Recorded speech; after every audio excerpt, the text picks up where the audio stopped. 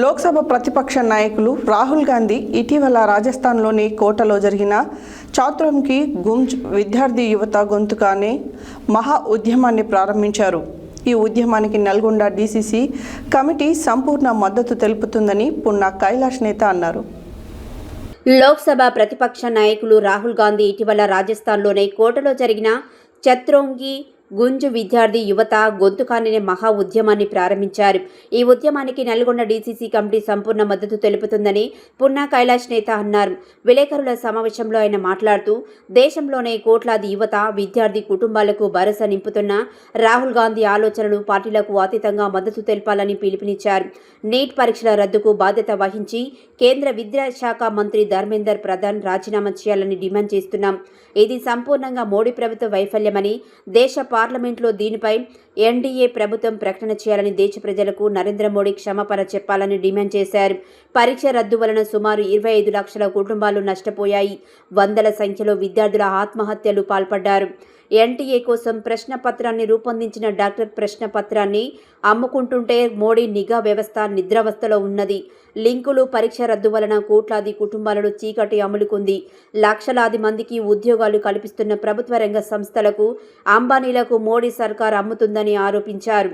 ఈ కార్యక్రమంలో SC cell జిల్లా అధ్యక్షుడు బోడస్వామి, ఓబీసీ సెల్ జిల్లా అధ్యక్షుడు జిల్లపల్లి రమేష్, ఏళ్ల రవీందర్ రెడ్డి, పగిల రాజు, చర్లపల్లి గౌతమ్, వేముల గోపీనాథ్, బంటు జంగయ్య, ఎండి అజీజ్, చింత ధనుంజయ్, జమ్ము అశోక్, ఆకటి సైదులు, ఎండి ఆమన్ తదితరులు పాల్గొన్నారు.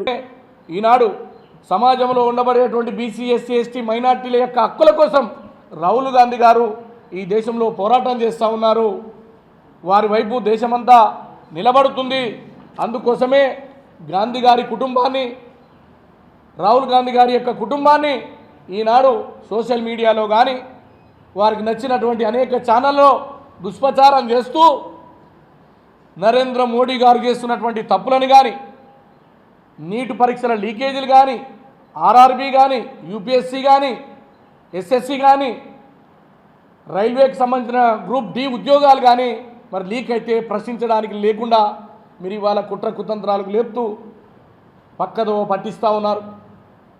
అందుకోసమే ఇవాళ దేశవ్యాప్తంగా ఏదైతే రాజస్థాన్లోని కోటాలో ప్రారంభించినటువంటి ఈ మహత్తర ఉద్యమం, విద్యార్థి యువకుల గొంతుకై నిలబడుతున్నటువంటి రాహుల్ గాంధీ గారి నాయకత్వం ఈ దేశానికి అవసరం ఉందని కూడా ఈ సందర్భంగా గుర్తుకు చేస్తూ, ఇది రాజకీయాలకు అతీతంగా సమాజంలో ఉండబడేటువంటి సామాజిక సంస్థలు, మేధావులు, వివిధ హోదాల్లో పనిచేసినటువంటి, ఆర్మీలో పనిచేసినటువంటి వాళ్ళు, అంతేకాదు రిటైర్డ్ ఉద్యోగులు, రాజకీయాలకు అతీతంగా పనిచేస్తున్నటువంటి సామాజిక సంస్థలు, ఎన్జిఓలు కూడా కలిసి రావాలని పిలుపునిస్తూ ఉన్నాం. ఈ దేశ భవిష్యత్తు కోసం రాహుల్ గాంధీ గారు చేస్తున్నటువంటి ఛాత్రోంకి గూంజ్ అనేటువంటి కార్యక్రమాన్ని రేపు రాబోయే రోజుల్లో పెద్ద ఎత్తున అన్ని కళాశాలలకు, అన్ని పాఠశాలలకు, అన్ని డిగ్రీ కాలేజీలకు, పీజీ సంబంధించినటువంటి సెంటర్లకు కానీ, యూనివర్సిటీలకు కానీ రాహుల్ గాంధీ గారి సందేశాన్ని తీసుకోపోతా ఉన్నాం. దాన్ని ప్రజలందరూ స్వాగతించమని, ప్రజల కొరకు గొంతుకై నిలబడుతున్నటువంటి రాహుల్ గాంధీ గారిని హక్కును తీర్చుకోవాలని చెప్పేసి కూడా ఈ సందర్భంగా మనవి చేస్తూ, కేంద్ర విద్యా వ్యవస్థలో బడ్జెట్ను పెంచమని కూడా మేము గట్టిగా డిమాండ్ చేస్తూ ఉన్నాం. నిరుద్యోగ యువత బాధపడుతూ ఉన్నారు. వారి ఉపాధి కోసం పెద్ద ఎత్తున బడ్జెట్ని కూడా పెంచమని కూడా డిమాండ్ చేస్తూ ఉన్నాం. ఇవాళ దేశంలో మరి తెలంగాణ రాష్ట్రంలో గౌరవ ముఖ్యమంత్రి రేవంత్ రెడ్డి గారి నాయకత్వంలో విద్యకు ఎంత పెద్ద ఎత్తున మరి అవకాశాలు కానీ, బడ్జెట్లో కేటాయింపులు కానీ చూస్తే ఇవాళ కేంద్రం సిగ్గుతో తల ఉంచుకోవాల్సినటువంటి అవసరం ఉంది. ఒక ఇంటిగ్రేటెడ్ రెసిడెన్షియల్ పాఠశాలలు కానీ, మరి మధ్యాహ్న భోజనం పథకం కానీ, అయితే విద్యార్థులకు మరి కిట్స్ ఇచ్చే కార్యక్రమం కానీ, ఇలా దేశానికి ఆదర్శంగా మరి తెలంగాణ నిలబడుతుందంటే ఇది రేవంత్ రెడ్డి గారి యొక్క దీక్ష దక్షతకు కూడా దర్పణమని, వారి యొక్క దూరదృష్టికి నిదర్శనమని కూడా మనవి చేస్తూ, ఇవాళ నీట్ రద్దు అంటే నోట్ల రద్దు లాంటిది. ఇది దయచేసి గుర్తుపెట్టుకోమని కూడా ప్రజలకు చెప్తున్నా. ఎందుకంటే ఏకాకిన రాత్రి తీసుకునేటువంటి నిర్ణయం వల్ల అనేక మంది ప్రతిభావంతులు, అనేక మంది చదువుకున్న విద్యార్థులు నేల కొరిగినరు.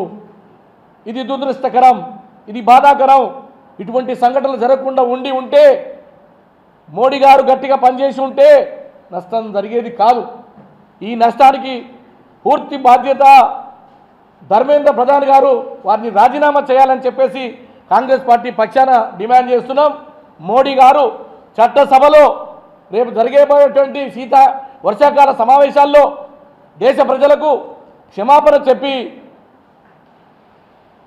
రాబోయే రోజుల్లో జరగదు అని చెప్పి దేశ ప్రజలకు, విద్యార్థులకు, యువతకు భరోసా ఇవ్వాలని చెప్పేసి కూడా నేను ఈ సందర్భంగా డిమాండ్ చేస్తూ,